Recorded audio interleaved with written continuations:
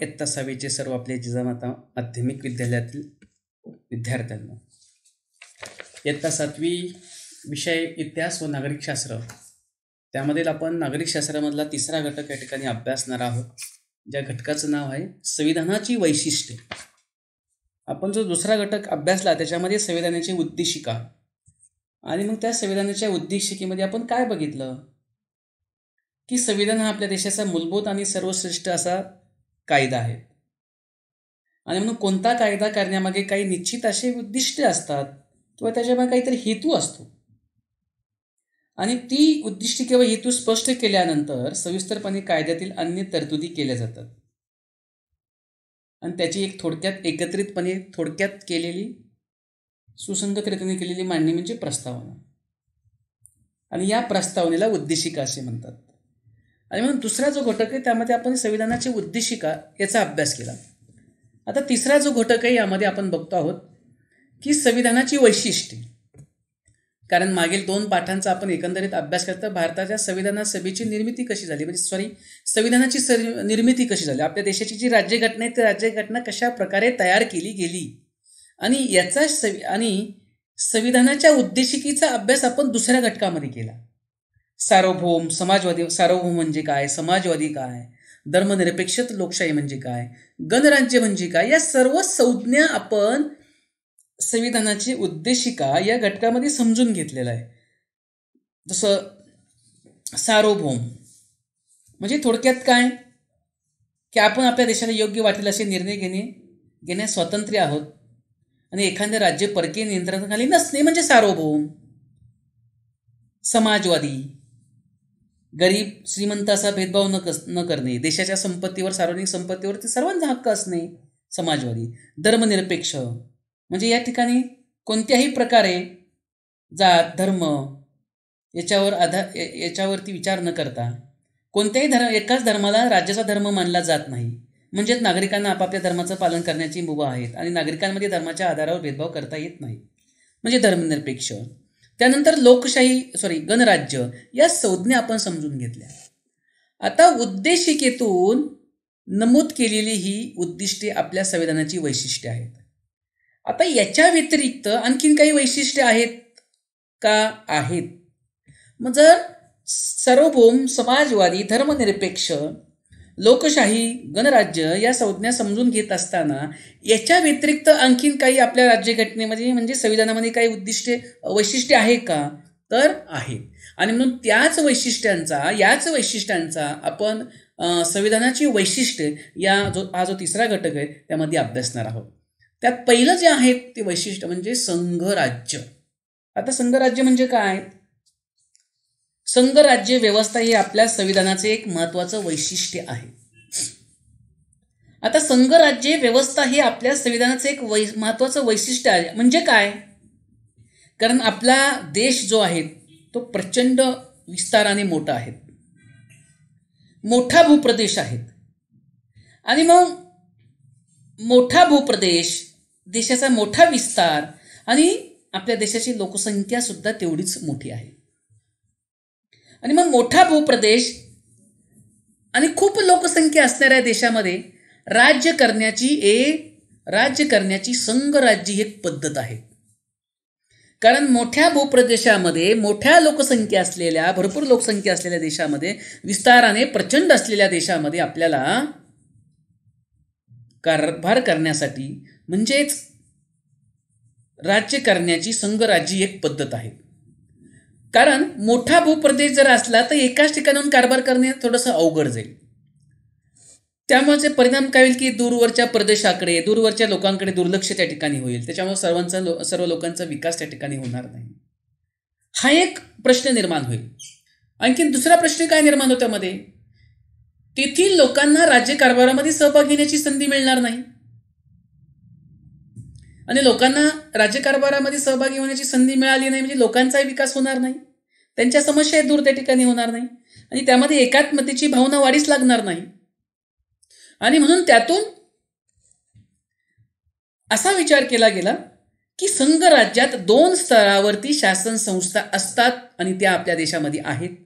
कारण संपूर्ण देशाचं संरक्षण करणं आपल्या देशाने दुसऱ्या देशाबरोबर म्हणजे परराष्ट्र व्यवहार करणं आणि शांतता प्रस्थापित करणं ही जी महत्त्वाची कामे आहेत, ही कामे कुणाकडे आहेत? मध्यवर्ती शासन पार पडते, ज्याला आपण केंद्र शासन किंवा संघ शासन म्हणतो. म्हणजे सध्या आपलं जे केंद्र सरकार आहे, जे आपलं संघ शासन आहे, त्यांचं काम काय आहे? संपूर्ण देशाचं संरक्षण करणं, संपूर्ण देशाच्या चारी बाजूच्या सीमारेषेचं संरक्षण करणं, परकीयांपासून आपल्या देशाचं रक्षण करणं, कोणत्याही ठिकाणी कोणत्याही सीमारेषेमध्ये घुसखोरी होऊन न देणं.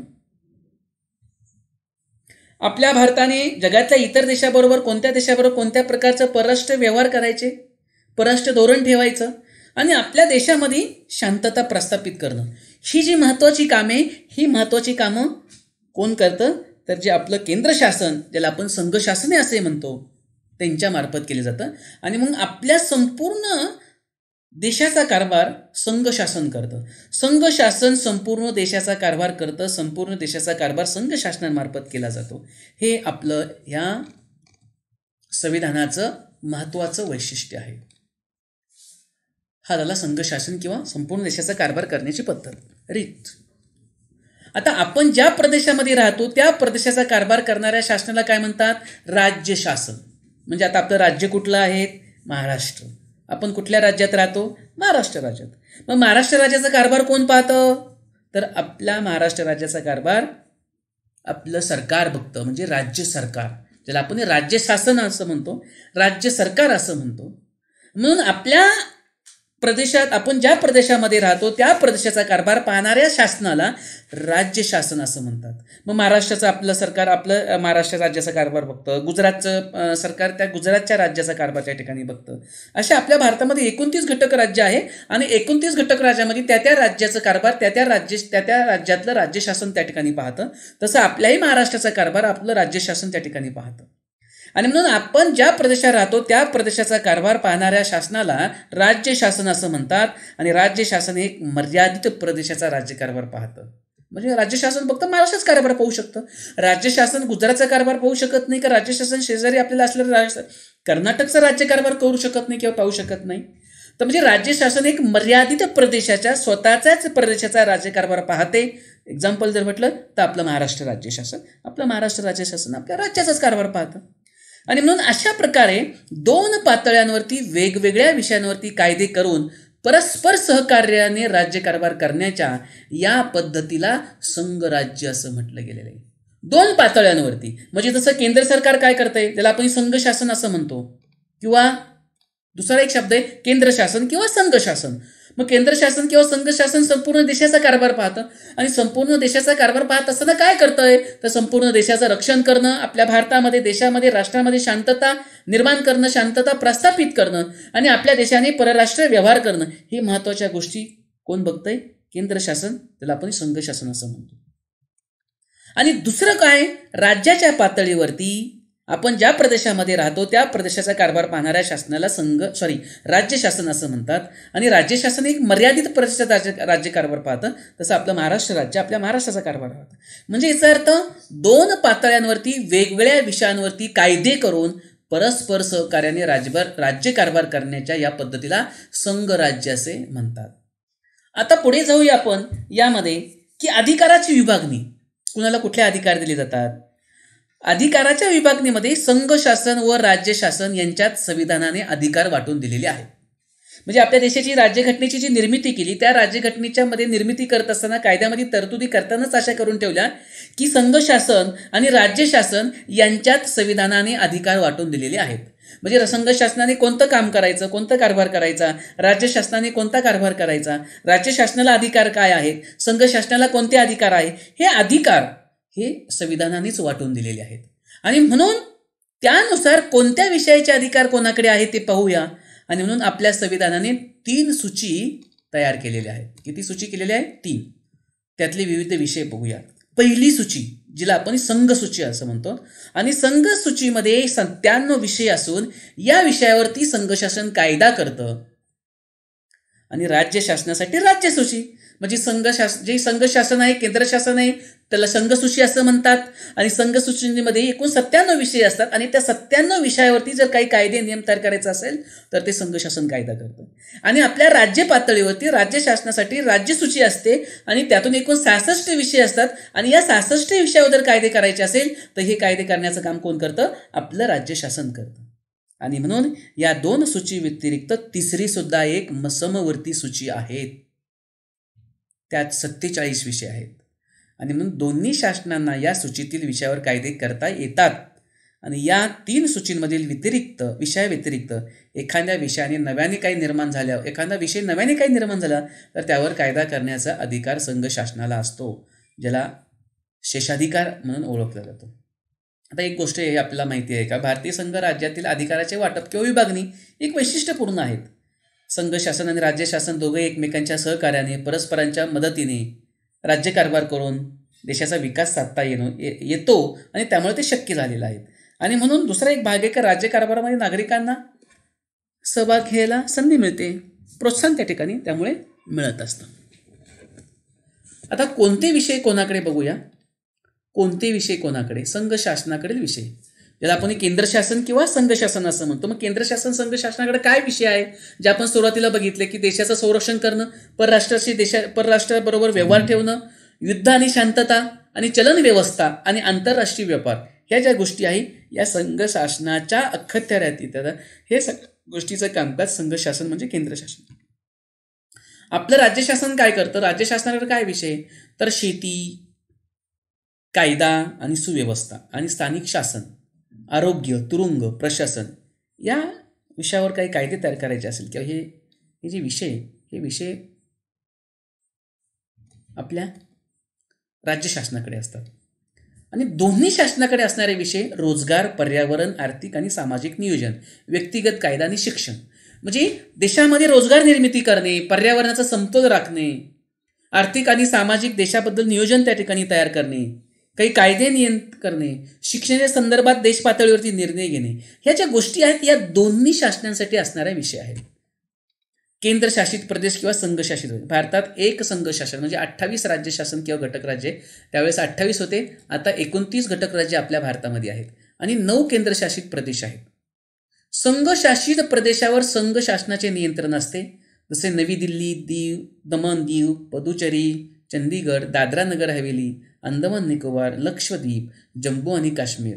आता जम्मू आणि काश्मीर यांना राज्याचा दर्जा मिळालेला आहे. आता लडाख असे संघशासित प्रदेश आहेत.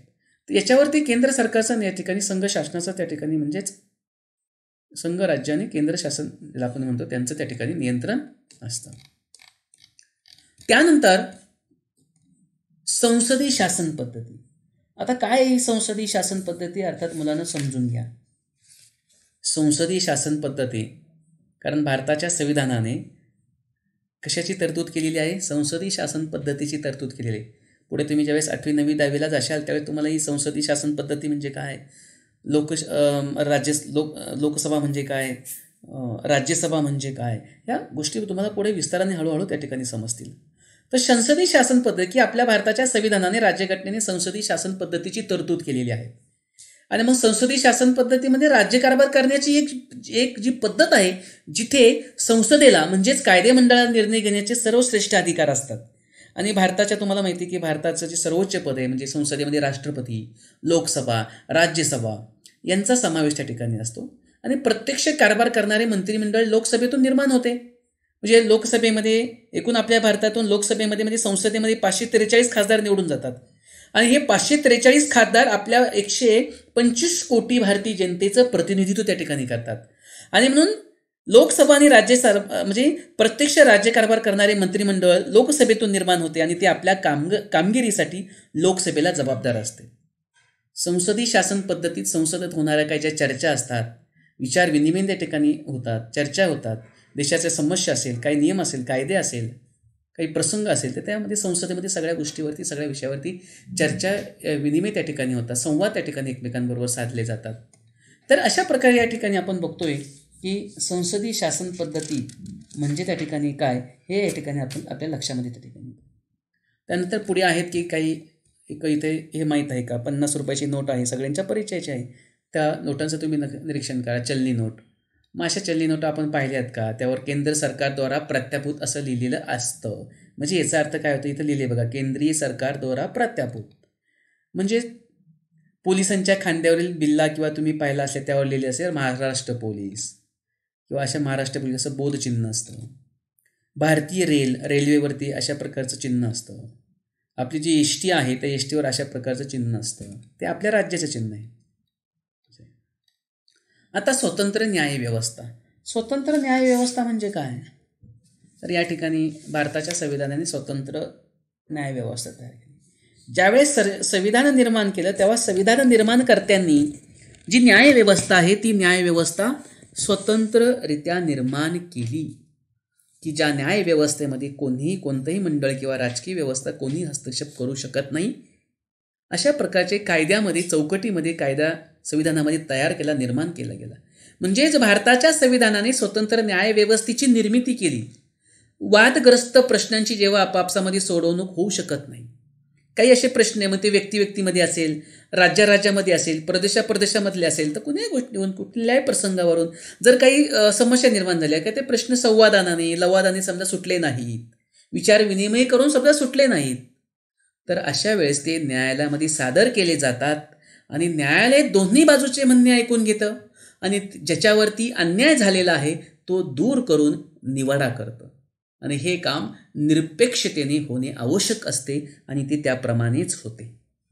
आणि म्हणून आपल्या संविधानामध्ये न्यायव्यवस्था एक स्वतंत्र व्यवस्था निर्माण केलेली आहे आणि न्यायालयावरती कोणीही दबाव आणू शकत नाही आणि न्यायालयावरती कोणत्याही प्रकारचा दबाव येऊ नये म्हणून संविधानाने न्यायमंडळ अधिक स्वतंत्र ठेवण्यासाठी त्याच्यामध्ये स्वतंत्र अशा तरतुदी केलेल्या आहेत, नियम केलेले आहेत.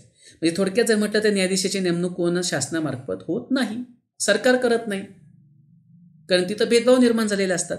म्हणजे न्यायाधीशाची नेमणूक शासनामार्फत होत नाही, तर मग कुणामार्फत होते, तर न्यायाधीशाची नेमणूक ही राष्ट्रपतीकडनं होते आणि म्हणून न्यायाधीशांना सहजपणे पदावरून दूर करता येत नाही. पुढचा बघा, एकेरी नागरिक तत्व.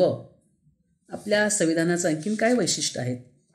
एकेरी नागरिक तत्व म्हणजे तुम्हाला माहिती आहे की भारताच्या संविधानाने भारतातील सर्व नागरिकांना एकच नागरिक तत्व बहाल केलेलं आहे. म्हणजे आपल्या भारतातला जो माणूस आहे, भारतीय माणूस आहे, तो अमेरिकेचं नागरिक तत्व घेऊ शकत नाही. म्हणजे एका व्यक्तीला 2 देशाचं नागरिकत्व स्वीकारता येत नाही. आपल्या घटनेने संविधानाने तसं स्पष्ट केलेलं आहे की भारताच्या संविधानामध्ये भारतातील सर्व नागरिकांना एकच नागरिकत्व बहाल केलेलं आहे, ते म्हणजे भारतीय नागरिक तत्व. म्हणून एकेरी नागरिक तत्व. आणखीन पुढे आपल्या संविधानाचं वैशिष्ट्य आहे संविधानातील बदलांची पद्धत. कधी कधी प्रसंगानुसार, परिस्थितीनुसार, काळानुसार काही नियमांमध्ये किंवा कायद्यांमध्ये बदल करावा लागतो. कारण परिस्थिती बदल झाला, चेंज झाली, तर त्या परिस्थितीनुसार आपल्याला काळाप्रमाणे बदल करावे लागतात. आणि म्हणून संविधानामध्ये बदलाची पद्धत आहे. संविधानात नमूद ते पण संविधानामध्ये सांगितलेल्या नियमाप्रमाणेच त्या गोष्टी कराव्या लागतात. आणि म्हणून जी आपली राज्यघटना आहे, जे संविधान आहे, त्या संविधानात नमूद केलेल्या तरतुदीप्रमाणे परिस्थितीनुसार बदल किंवा दुरुस्ती करावी लागते. परंतु संविधानात वारंवार दुरुस्ती केल्यात अस्थैर्य निर्माण होऊ शकते. म्हणून ज्यावेळेस केव्हाही संविधानामध्ये बदल करायचा असेल, संविधानामध्ये एखादा नियम काढायचा असेल किंवा टाकायचा असेल, तर कोणताही बदल करताना तो पूर्णपणे विचारांती व्हावा. यासाठी भारताच्या संविधानातील बदलांची संपूर्ण प्रक्रिया स्पष्ट केली आहे. शासनाला, सरकारला जर संविधानामधले काही बदल करायचा असेल तर तो कशा पद्धतीने, कोणत्या प्रकारे, कोणत्या नियमाच्या आधारे करायचा ते संविधानाने सांगितलेले आहेत. आणि म्हणून संविधानामध्ये कोणताही बदल करायचा झाल्यास तो याच प्रक्रियेने करावा लागेल. संविधानातील बदलाची प्रक्रिया ही अतिशय वैशिष्ट्यपूर्ण आहे. ती फार कठीणही नाही आणि वाटती तितकी सोपीही नाही. महत्त्वाच्या दुरुस्तीसाठी विचार नियमाला पुरेसा वाव देण्यात आलेला आहे. सर्वसाधारण दुरुस्ती सहजपणे होईल इतकी लवचिकता यामध्ये अभिप्रेत त्या ठिकाणी आहेत. हे एक आपल्या संविधानाचं काय आहे, वैशिष्ट्य. पुढचा एक शेवटचा भाग याच्यामध्ये आपल्या लक्षामध्ये येतो, तो म्हणजे निवडणूक आयोग. तुम्हाला माहिती आहे की आपल्या देशामध्ये कोणत्याही निवडणुका दर 5 वर्षांनी घेतल्या जातात. वयाची 18 वर्षे पूर्ण असलेल्या प्रत्येक भारतीय नागरिकाला मतदान करण्याचा अधिकार आहे. आणि मग ह्या भारतातल्या कोणत्याही प्रकारच्या कोणत्याही निवडणुका घेण्यासाठी संविधानाने म्हणजे राज्यघटनेने एक स्वतंत्र निवडणूक आयोगाची निर्मिती केलेली आहे. निवडणूक आयोगाविषयी वर्तमानपत्रातली तुम्ही अनेक बातम्या मजकूर त्या ठिकाणी वाचत असाल. आणि म्हणून भारताने लोकशाहीची शासन व्यवस्था स्वीकारलेली असल्याने जनतेला ठराविक मुदतीनंतर आपलं प्रतिनिधित्व पुन्हा निवडून द्यायचे असते किंवा द्यावायचे असतात. आणि त्यासाठी आपल्याला निवडणुका घ्याव्या लागतात. आणि म्हणून ह्या निवडणुका दर 5 वर्षांनी होतात. पण या निवडणुका होताना त्या अतिशय खुल्या पद्धतीने, कोणत्याही प्रकारचा भ्रष्टाचार न होता, नागरिकांना कोणत्याही प्रकारे आमिषाला बळी न पडता आणि उभे राहणारे जे प्रतिनिधी ते स्वच्छ आणि चांगले असावे. म्हणजे थोडक्यात या निवडणुका खुल्या आणि न्याय्य वातावरणात होणे अपेक्षित आहे, आवश्यक आहे. तेव्हाच नागरिकांना कोणत्याही दबावाशिवाय आपल्याला योग्य तो वाटेल चांगला तो उमेदवार निवडून देता येतो. आणि म्हणून शासनाने निवडणुका घेतल्यात असे खुले आणि न्याय्य वातावरण मिळेल याची खात्री नसते. म्हणून आपल्या संविधानाने निवडणुका घेण्यासाठी, भारतातल्या कोणत्याही निवडणुका घेण्यासाठी स्वतंत्र निवडणूक आयोगाची स्थापना केलेली आहेत. आपल्या राज्याचे भारताचे निवडणूक आयुक्त असतात आणि राज्याचे राज्य निवडणूक त्या ठिकाणी आयुक्त असतात. भारताच्या निवडणूक आयुक्तांची नेमणूक राष्ट्रपतींच्या मार्फत त्या ठिकाणी होते. आणि मग तो निवडणूक आयोग अगदी मतदान यंत्रणा म्हणजे अगदी इलेक्शन निवडणुका डिक्लेअर करेपासून तर मतदान मोजणीपर्यंत हे सगळी कामकाजं हा आपल्या देशातला निवडणूक आयोग आणि राज्य पातळीवरती राज्य निवडणूक आयोग यांच्या मार्फत त्या ठिकाणी केले जातात. आणि म्हणून आपल्या संविधानाने निवडणुका घेण्याची जबाबदारी एका स्वतंत्र यंत्रणेवर सोपवलेली आहे. ती यंत्रणा म्हणजेच निवडणूक आयोग. आणि म्हणून भारतातल्या सर्व महत्त्वाच्या निवडणुका घेण्याची जबाबदारी निवडणूक आयोगावरती असते. ही अशी आपल्या भारतीय संविधानाची, आपल्या राज्यघटनेची अशी खूप खूप छान आधी वैशिष्ट्यपूर्ण अशी वैशिष्ट्ये आहेत. आणि ही वैशिष्ट्ये आपण या पाठामध्ये आपण शिकलो आहोत. काही महत्त्वाच्या वैशिष्ट्यांचा या ठिकाणी आपण अभ्यास केला. मूलभूत हक्कांविषयीच्या काही विस्तृत तरतुदी हे आपल्या संविधानाचे आणखीन एक महत्त्वाचं वैशिष्ट्य आहे.